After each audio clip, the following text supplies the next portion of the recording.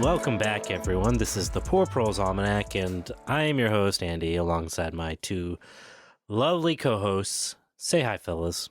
Yeah, my own mother has never used the adjective lovely to describe me. Who the fuck do you think you are? Your mother has called you many things. That's not one of them, correct? All negative connotation. And hi, I'm Matt. Yes. I try to understand Matt's it. always a good team player. Yeah.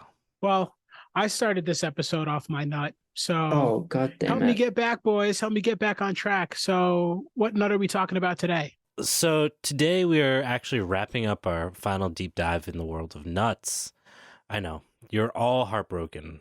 Even I'm a little tired of the nut jokes. But today we're talking about butternuts. Butternuts or nut butter? The man still has jokes. Or is it butternut, nut butter? So, butternuts, they're a walnut. And arguably the least known nut tree across eastern North America.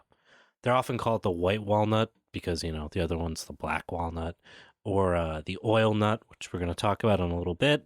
It grows throughout the northeastern United States, down south to Virginia-ish, maybe a little bit further south. It was once a very well-known tree and appreciated tree for things like furniture making and carving and boats and obviously the nuts. But it's mostly been lost to history today. Now, unfortunately, its story is pretty similar to the American chestnut. It has also succumbed to a non-native fungus with what's called Butternut Canker Disease. I'm not going to try to pronounce the fungus. I don't know if either of you guys want to take a shot at that, because I can't. Ophiognomonia, Damn. clavigignenti-juglandacearum. Look at that. That is Yeah. not. That's not real. I got close, but I don't think that's it. Yeah, that was the not bad. IGIG or the VIGIG in there is not something you see all the time. No. I don't know if it's clavigignenti. I don't know what that is. Yeah. So it was first discovered in the 1960s, although it probably was in American forests before that. And it's basically slowly decimated the entire butternut population across the continent. Oh, I just realized we never talked about American chestnut. Okay. Yeah, I feel like it's such a low-hanging fruit or nut. I mean, it's like functionally gone, and maybe someday we'll cover it. Just I don't know about you guys. I'm a little tired of nuts. I'm just glad he said it. Brave man. Now, before we dive into butternut canker and whether or not we can solve that issue, I think it's really important to actually look at the butternut and see why it's kind of unique and special. So the butternut is a walnut, so it does have a lot of traits of like the black walnut, and they even overlap in terms of like the landscape. The butternut tends to have a slightly further north range and doesn't really extend as far south. So the range has expanded basically from like southern Canada out to Minnesota, down to like Arkansas and the Ozarks, and then like the very northern tip of Georgia. So like once you start leaving the Appalachia region, it kind of dissipates. Despite this, they're often found in the same environments because it's a walnut and enjoys that like more moist and rich soil.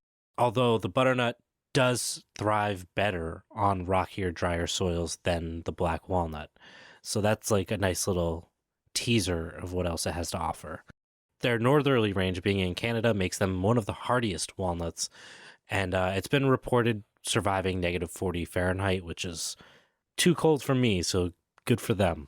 And obviously it's a walnut, so it does have like the juglone issue, which we talked about, I don't know, 8 episodes back.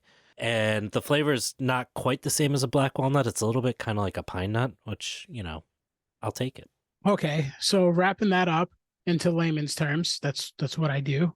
You're telling me the white walnuts are in the north, while the black walnuts are in the south. So this story is inherently American, and we don't even need the American chestnut.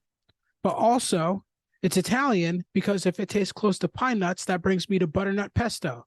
So now we're both interested, Andy. Look, I've said it once, I'll say it again. Native crops, Top Chef. We can't lose. Elliot, set up the cameras. Let's see this kitchen. Those secret ingredients would fuck chefs up. Now, the butternuts are considerably smaller trees than the black walnuts, and they tend to grow much faster.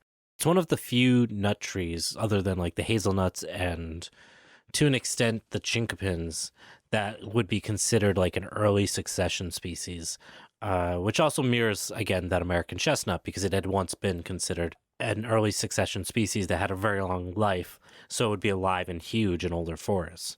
Now, historically, butternuts exist in mixed hardwood forests as like a scattered individual trees. Again, similar to black walnuts and chinkapins, where there's maybe a couple for every acre of forest.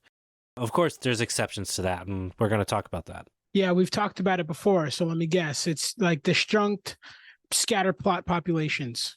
So actually not disjunct this time, but you're coming after the same thing. While butternuts and black walnuts are the two walnuts native to North America, they're not part of the same taxonomic sections of walnut. Butternut is part of the Trachycarian section and is the only member. Butternut is genetically separate enough from the black walnut that it doesn't hybridize, which is why I'm bringing this up. And then also it does hybridize with the section Cardiocaryon, which includes Japanese walnuts, but also Dioscaryon, which includes English walnuts.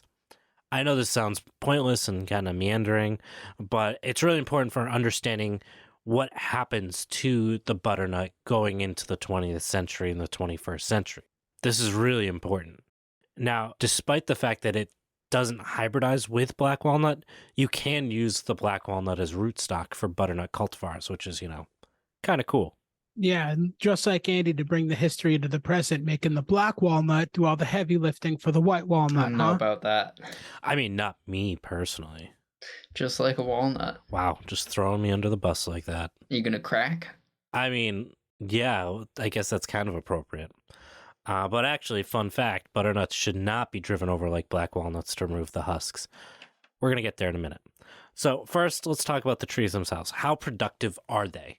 Now, butternuts typically don't produce like a ton of nuts, and they don't even really produce a meaningful amount of nuts until they're about 20 years old. And their peak production, unlike other nut trees that take a long time to develop, is only from 30 to 60 years versus like a lot of other, say, like oaks. Their peak production is like multiple hundreds of years. So like this is a very slow start to have a short window. While they do produce fewer nuts, they are considered, like I've kind of pointed to at this point, to be like higher quality nuts than black walnuts. And they've actually been used more similarly to like a hickory as opposed to a black walnut. If you guys remember, we talked about like boiling for like oil extraction and then like crushing and then getting the powder, all that fun stuff. So that's how they processed these historically. The trees are also tapped for syrup, similar to like black walnut syrup or maple syrup.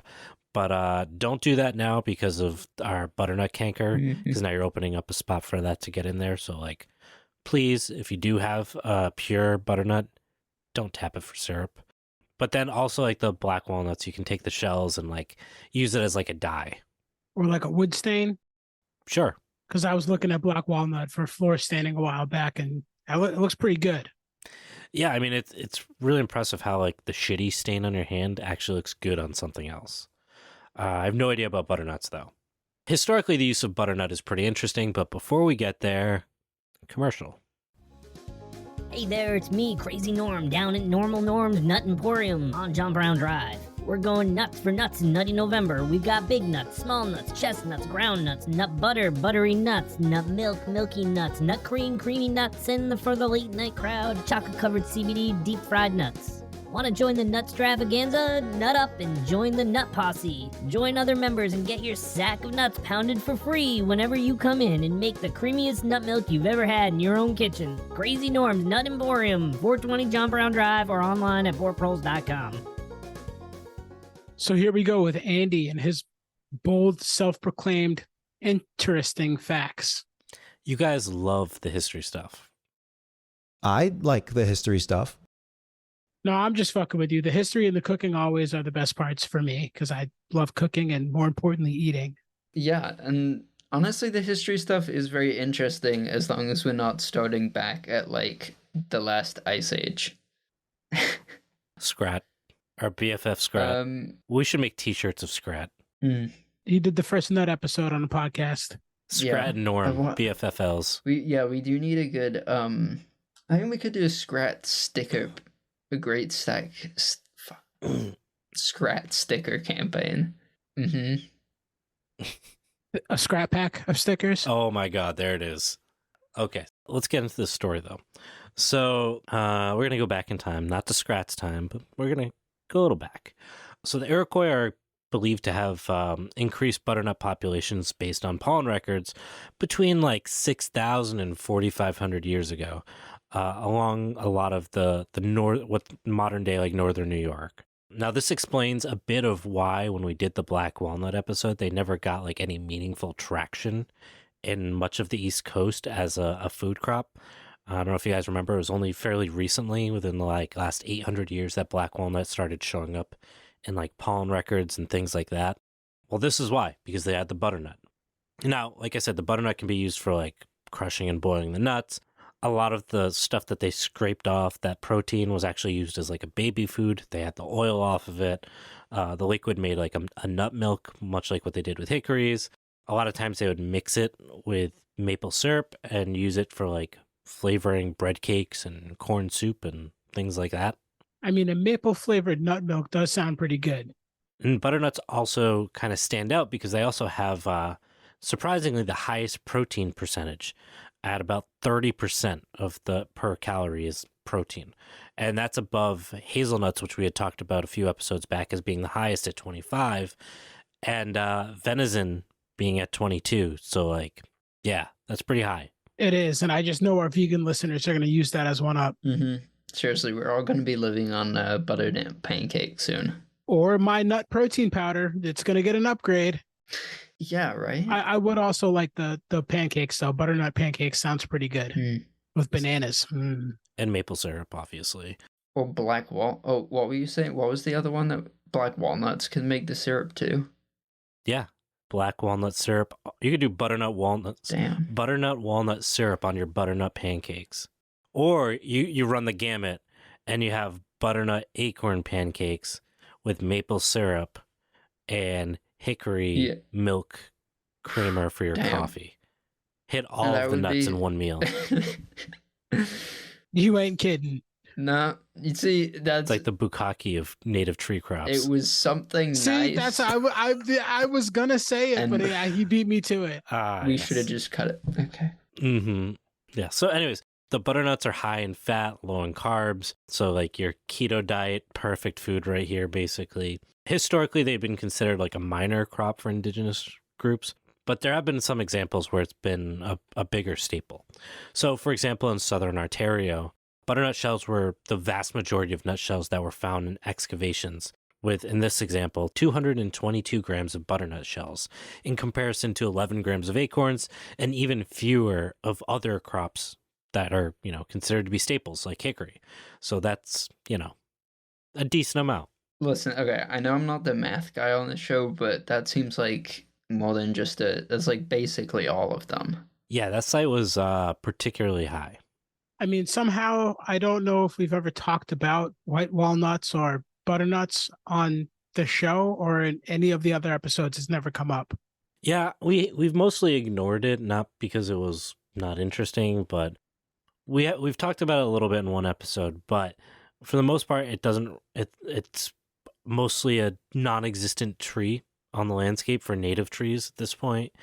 And as we've pointed out, with the exception of a couple sites, it really never showed up in any like meaningful amounts on any historical data. So it's kind of always played like kind of been on the margin. But jumping in and starting to look at this, it actually has a lot of interesting insights that we can start to unpack. It was really actually only very recently that we had the technology to separate the pollen of black walnut and butternut. And because these are very isolated sites with super high amounts of butternut, it's worth also being aware and considerate that these might just be like seasonal spots where they came to harvest the butternuts and move on. Damn, I want a butternut seasonal vacation spot. Me too, but, hold the blight, please. Yeah, minus canker for sure. Minus canker. Get that Airbnb. It's that air butternut and butternut. What, you guys didn't know that? Come on, Andy, that's bad. Yeah, I feel like that place would have to be haunted because they don't exist. They're like ghost trees now. You ever stayed in a haunted Airbnb? I want to. It sounds... Is that an option? Like, can you choose that? I mean, it depends. If you want it, you have to pay extra, but if you don't, you get a refund. So if I tell them I don't want it, but I'm open to it for a discount. Yeah, man, I should have been a lawyer. I don't know how any of this works, but I'll figure it out. Like cut to Andy like trying to talk his way into a discount at Best Western. Hell yeah. Listen, I know somebody died here, man. bust out the archaeological records. Yeah. At most Best Westerns, yes, you can see the stand on the floor. Mm-hmm. So I mentioned that these could be seasonal spots, but there's also like testimonials from colonists as they showed up in the New World, highlighting like the fact that butternuts were like a meaningful part of the landscape. So, for example, one particular person that was traveling through New York commented on the Niagara River watershed that there were great quantities of butternuts and walnuts in a nice stream. So that walnuts piece, they called hickories walnuts. So he was commenting that there's butternuts and hickories along a stream. Now, these areas, like I kind of hinted before, have extremely high percentages of butternut shell when we look back at the past. And for most of these sites like this, 60% or more of the remaining shells are butternut, and that's also been documented in places like the Susquehanna Valley.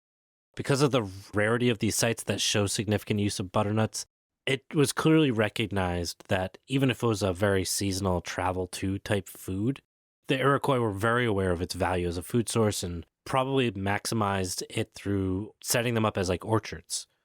So that's near or in the same region where the Ozark chinkapins were found way up north, right? And the sand hickory. Correct. See, I was listening. You guys didn't think I was listening. Yeah. I know you're listening, Elliot. I mean, the Haudenosaunee were not fucking around when they got their nut crops going. No, they were not. Their tree crop game, A+. Now, what's fascinating about the butternut in particular is that the butternut, based on various sites, actually remained the most popular nut across various periods, like temporally, historically. While the black walnut, like we said, came very late, the oak was an early species, the hazelnut was an early species, and they kind of came and went with popularity. Sites that had high butternut populations basically maintained high butternut populations through the early, middle, and late woodland periods. And I mean, we're talking about thousands of years, not just a couple hundred. That, like, when we consider that the butternut walnut tree only lives for like 100 years, you're talking dozens of generations. Evidence of groves in like the Mohawk River Valley suggests that these weren't just planted, but also maintained by the Iroquois purposefully, and they continued to value it as a crop above most, if not all others, or they would have removed them at some point over those thousands of years. Okay, so you said the butternut was an early succession, like tree in the forest time frame. So it's typically not around for a long time without some help. Yeah, these trees typically only lived for like 100 years, and that was before the canker arrived. So 30 generations of breeding for the butternuts we have today. I mean, I'd be curious to know, like, how much management has caused them to evolve. So what's really interesting about that particular comment is that genetically speaking, the northern butternuts actually have less genetic diversity than the southern butternuts, which seems to be like a common trend among like a lot of native crops. Like persimmons also have that same issue where there's like a northern and a southern, basically speaking. And we're going to be talking about that a bit next season. And in case anybody's wondering why I don't write a whole lot of the episodes, it's because Andy writes whole seasons. You'll be hearing from me in around 2027, 28. Mm-hmm. He's going to have so much content. He's just waiting. No, it'll be like 3 episodes. We'll do 45 minutes. And then I'm just going to talk about weed and guns because that's all I really know. Yeah, that sounds like a... I'm going to be there for those episodes. Matt, yes, I'll sign in early. Now, much like we discussed in our other nut pieces, sites with high amounts of butternuts also had our favorite large subterranean storage pits where butternuts were likely stored over years, again, because masting patterns with like large crops every 3 years. And this brings us to my favorite part, the question of caloric return for processing. Oh, great. Before we go on, I just think we should have a sound effect for subterranean storage pits. whenever that's mentioned. Subterranean storage pits. We're gonna open this pit up. Just a whole bunch of like WWF like 90s clips.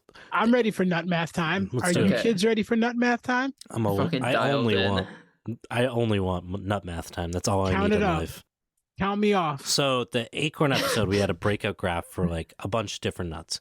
Obviously, listening to this, you don't know that, but if you read the Substack piece on it, you would maybe remember it. We put out a lot of stuff on Substack, so you probably don't remember it. I do because this is what I do. However, the reason I'm bringing this up is because in the list, it had a number of different nuts, and it did include butternuts, and it placed butternuts at 247 calories per hour for harvesting and processing, which, if you recall, would make it lower than every other tree crop with the exception of hickories if they didn't make milk out of them. Now, here's the thing. That 247 is based on if they're eating the nuts and not boiling them, which we know they are. So the people who did that study clearly didn't know that at the time. While with different hickories, the main difference in caloric return is basically based on how bitter the nut is and how long it takes to boil whatever stuff off that they were trying to boil off. Butternuts don't have those same issues, so the figure is likely around the hickory and within that range of around 4,000 calories per hour through boiling. Whew. And given its high protein and fat content, it likely produces more oil and a higher quality calorie because, protein calories are important, more important than any other calorie. Now, in comparison to the hickory nut, and because that, it does produce probably more protein content per hour than any other nut in the United States, possibly more and probably more than any other food in at least Eastern North America. So you're telling me I need to sell my hazelnut trees that I just ordered on your advice, and I need to find some butternuts, some ancient ghost tree butternuts? I mean, you should know better than to listen to me at this point. You've been around me long enough to know that's a bad idea. So that's on you. I've lost thousands, and you're an accountant. That's why I don't invest in the things I say. I'll just tell you to. Elliot, don't take it personally. He loses all his clients' thousands. It's not you. It's everyone. It's criminal. So first off, it might be a little bit too warm where you are in Georgia for these bad boys. But let's take a quick break, and then we're going to come back to talk about the butternut canker. Woo! Hey, we're taking a quick break in the episode to remind you that you can get a whole lot more information from poorproles.com. On our website, we have access to our supplemental reader for the podcast, which provides more depth and context as well as thorough citations for all of the stuff we talk about in the show. You can also sign up for our newsletter, which updates you about limited releases, such as various nursery stock that we sometimes sell through the Poor Proles website, as well as updates about new merch that we have. You can also support the show through that website, poorproles.com, where you have access to our Patreon and our Substack to get early releases for articles and episodes.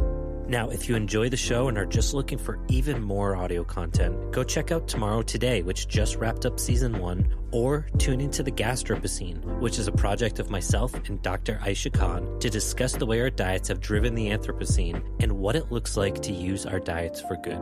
Now, back to the show. Welcome back, everyone. Now, butternut canker was first reported in Wisconsin in 1967, so it hasn't been around that long. Not as long as the American chestnut blight. But like I said at the very beginning of this, it was probably in North American forests for decades. We just didn't know it was there. Now, the fungus that's responsible for the disease spreads primarily by what's called rain splash, which is exactly what it sounds like. But there's probably evidence that insects and birds can also be vectors, which would explain how it travels beyond a grove or something like that. Now, the cankers primarily occur at the base of the tree and eventually girdle and kill the tree rather quickly. Like I said, this was never a really common tree on the landscape, except in those orchards that are managed by indigenous people. But the past 7 decades have put this tree on a very severe decline. So for context, from 1966 to 1986, there was a 77% reduction in butternut trees. Damn. Some states reported 80% losses. And that sucks. You just lost 4 out of 5 trees. However, from 1980s to 2015, that population dropped again by 58%. So now you're down to about 10% of the population of 55, 60 years ago. not great. And at this point, at least 10 states have listed it as a species of special concern, threatened, or vulnerable. Damn, that's disheartening as fuck. It is. It's not a great sign, and it explains why there's not that many butternut trees around now, because I was kind of curious, and you just told me. Oh yeah, it's not great. The infection itself, like at first, is a slow process. The Canidia gets access into the trees through branches in the lower crown, often because these have some weaknesses from leaf scars, from wounds, cracks, just the fact that they usually don't carry leaves as the tree gets bigger, especially in like a dense forest. Those spots become cankers that are on the infected twigs. The fruiting bodies of the fungus end up rupturing underneath the bark of the branches and snap the branches open, basically.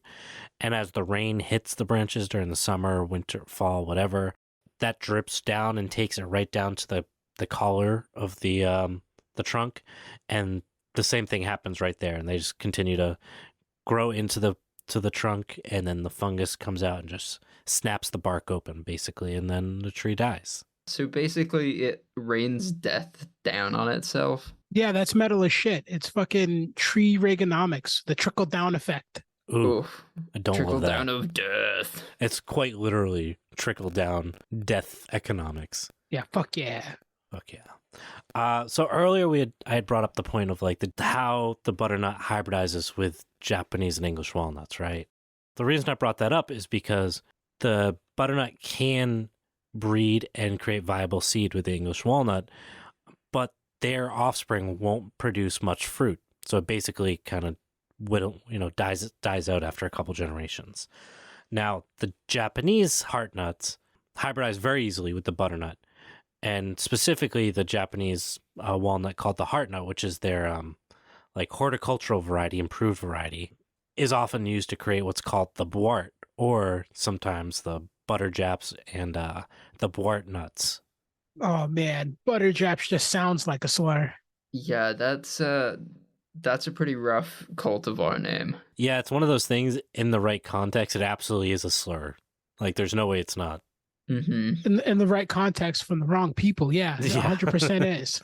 Yeah. The nuts that are produced from we'll call it the Buart, because that's usually what people use it. I refer to it as. Makes sense. The nuts produced from the Buart are very similar to butternut, and the hybrids are like almost impossible to tell the difference. We're going to talk about that in a couple of minutes. Now, unlike those English hybrids, the Buart does produce a ton of fruit, and it can cross with other hybrids, both parental species, and there's even evidence that it might even self-pollinate. Yeah, and if nobody's named a variety Bart Simpson, Andy's gonna call dibs on that.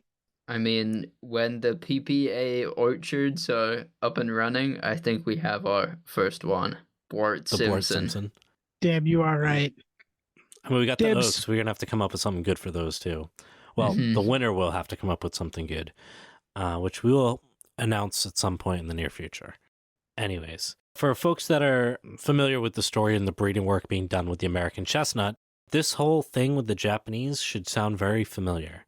The implication of these hybrids are obvious, that we may make the native butternut extinct as it's outcompeted by these very effective and, I don't want to say aggressive, but very successful hybrids. But like also it's a double-edged sword, right? The hybrids might be the only way to save the butternut given all the other ecological challenges we face. It's not just this one tree, it's literally everything, climate change, ecological destruction, invasives, poisoned soil, destroyed ecosystem. I mean, you can go through the list. Like, we can't, if all those other things weren't happening, we could probably save the butternut as is, but maybe we can't because we have all these other things happening at the same time. As DNA markers are being better understood and documented for the butternut, we're developing better tools to like identify these hybrids from the native pure butternut. Because of the success of the Japanese walnuts and their descendant hybrids, in some places in the country, they're actually considered invasives now because of how aggressive they've been at succeeding and replacing a lot of those native butternuts.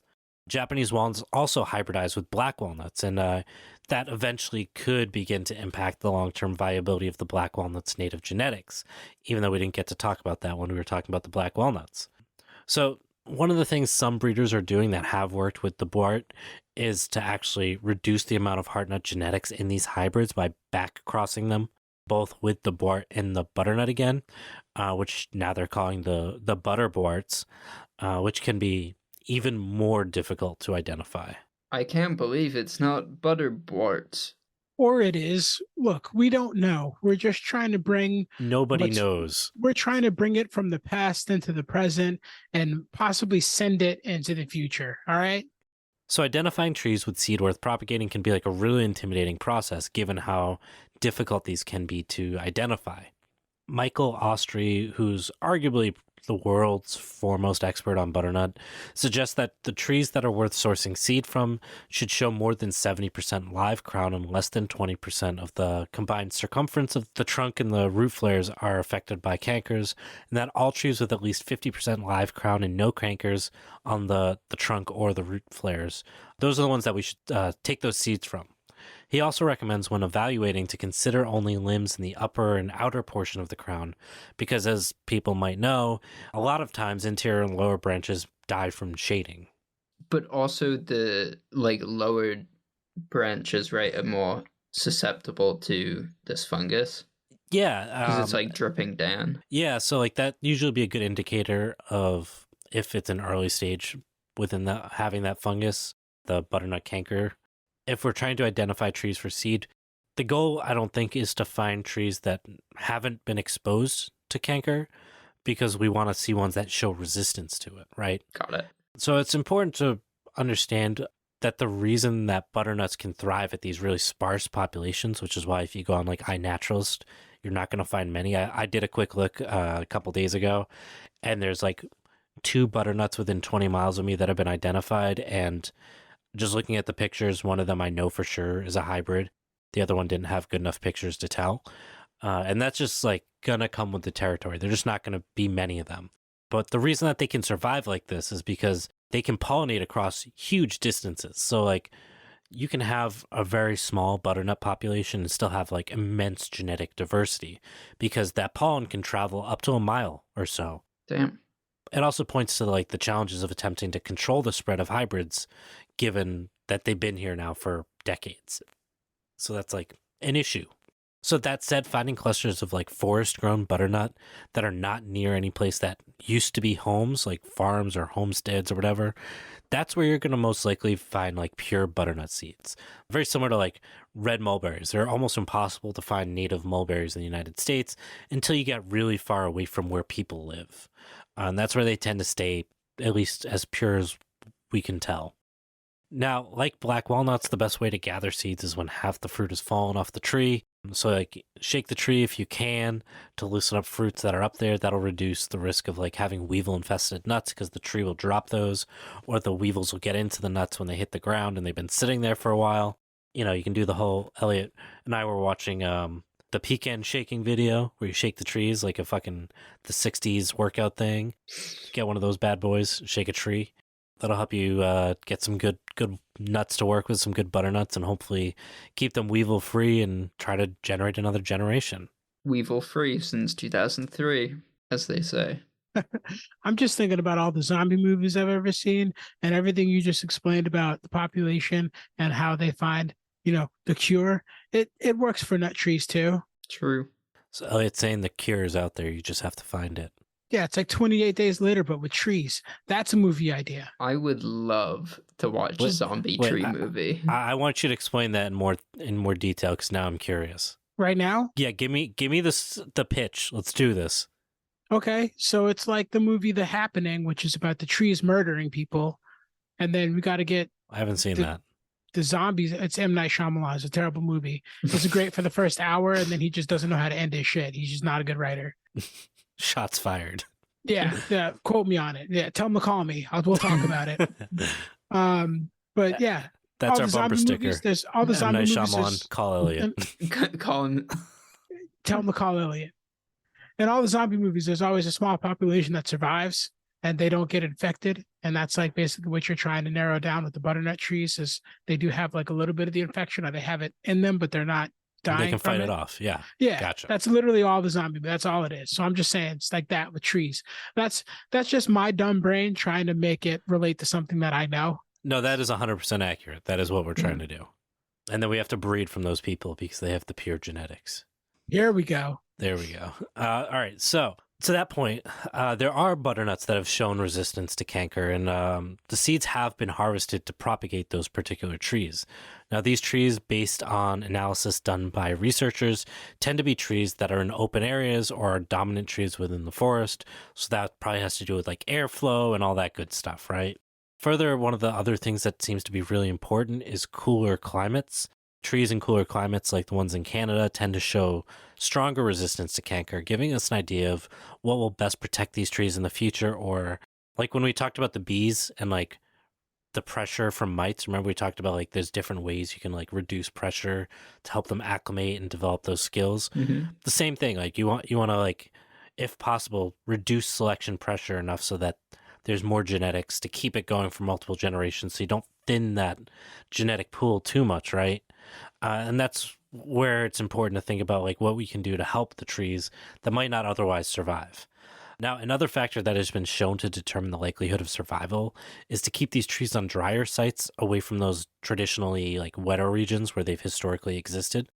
Regardless of all that stuff, what's really important to understand when we're talking about this, like to contextualize it, the rates of infection are over 90%, meaning that finding a fully native butternut without canker is basically not going to happen. It's extremely, extremely rare.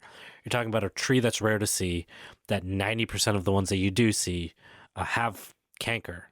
And the further south you get, the longer that canker has been out there. So basically every tree, when you start going south, has canker. It's only really the ones up in Canada at this point that are still kind of staying outside of that canker zone.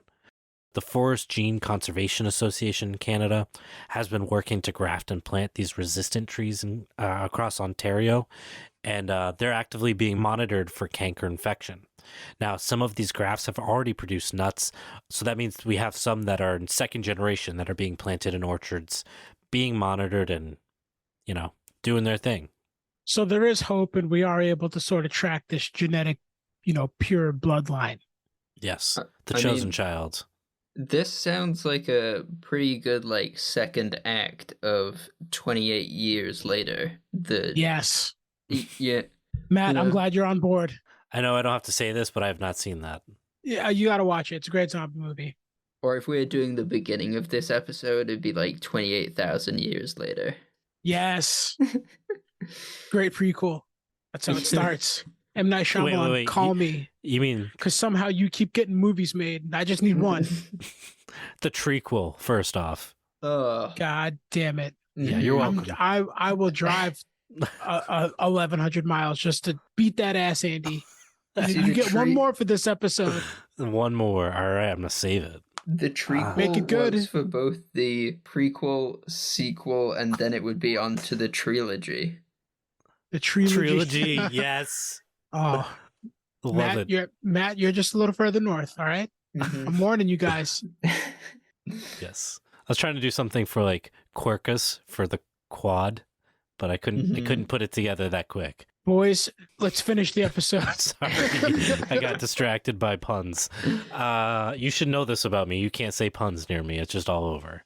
Now, in 2019, geneticists from the United States and Canada decided this was a really important thing, that they had to actually work across national borders, figure this shit out.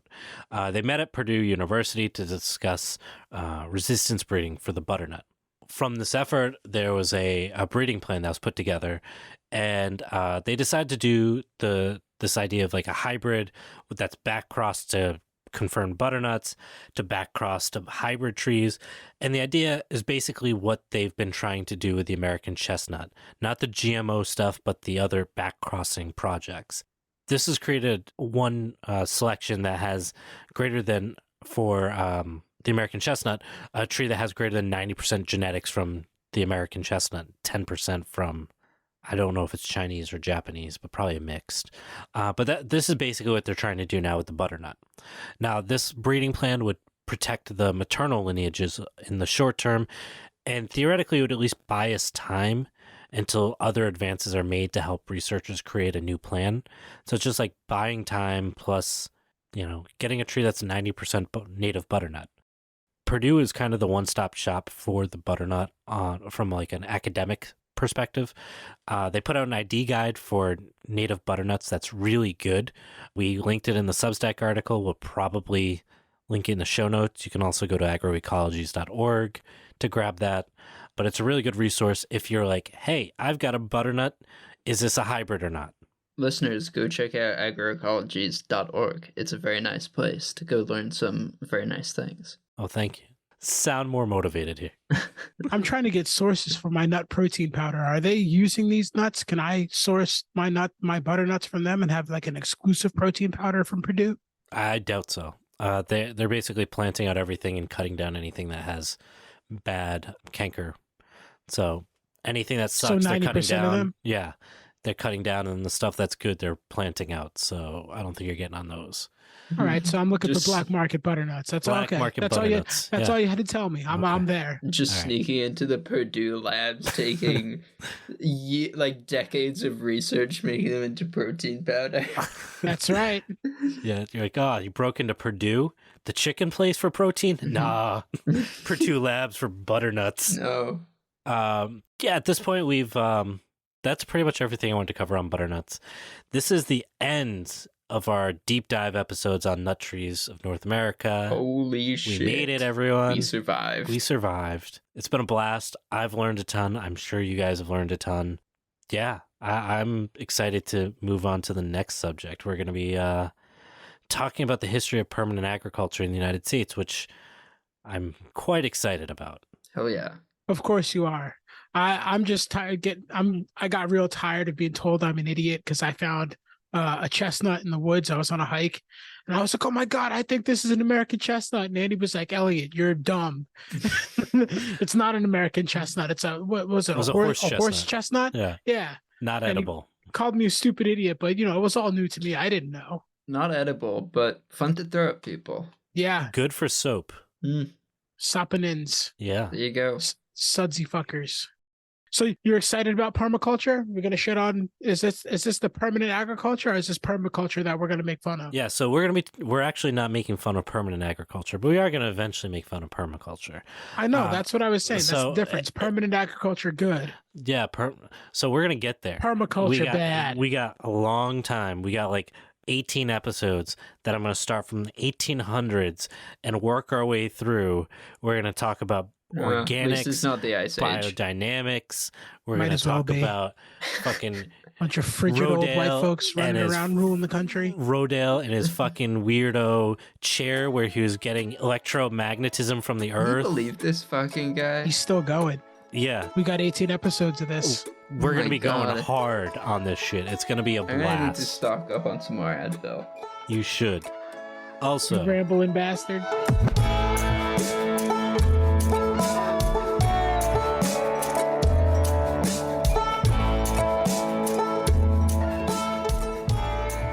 Ooh, baby, I like it raw. Ooh, baby, I like it raw. Wu-Tang.